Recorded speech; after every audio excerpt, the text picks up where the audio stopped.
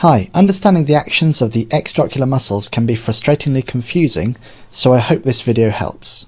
You may also want to watch a video on eye movement terminology before this one. The eye sits within the bony orbit. The orbit has a roof, a floor, a medial wall and a lateral wall. It is therefore somewhat pyramid-like in shape.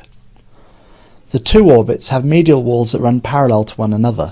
The lateral walls are at about 45 degrees to the medial wall, or 90 degrees to one another. The eye sits within the middle of this space, with the four recti muscles converging on the orbital apex, where they insert into the annulus of Zinn, a fibrous ring of tissue that encircles the optic nerve.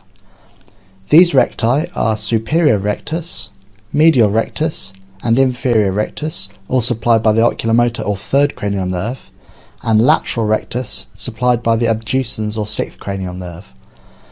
The inferior oblique is also supplied by the oculomotor nerve, while the superior oblique is supplied by the trochlear or fourth cranial nerve.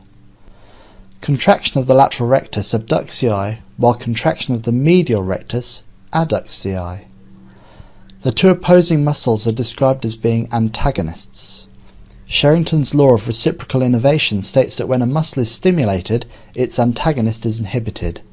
This means that abduction is a combination of contraction of the lateral rectus and relaxation of the medial rectus. As well as having an antagonist muscle, there is also a yoke muscle which achieves the same movement in the other eye.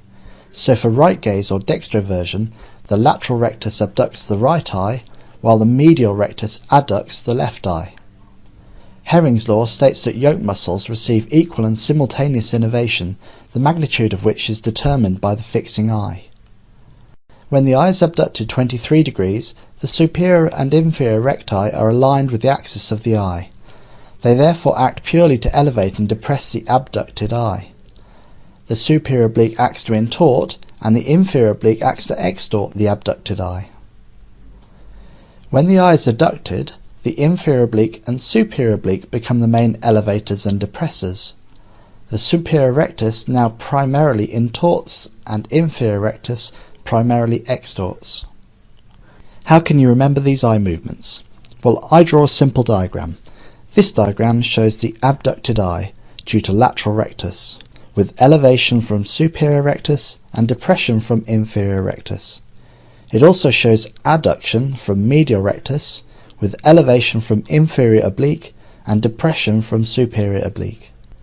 Finally, for the intorsion and extorsion, simply turn the eyebrows into arrows. The superior rectus and superior oblique muscle are both intorters, which act in the direction of the arrow you have drawn. To criticise, comment or share your knowledge with others, please go to ivideos.blogspot.com.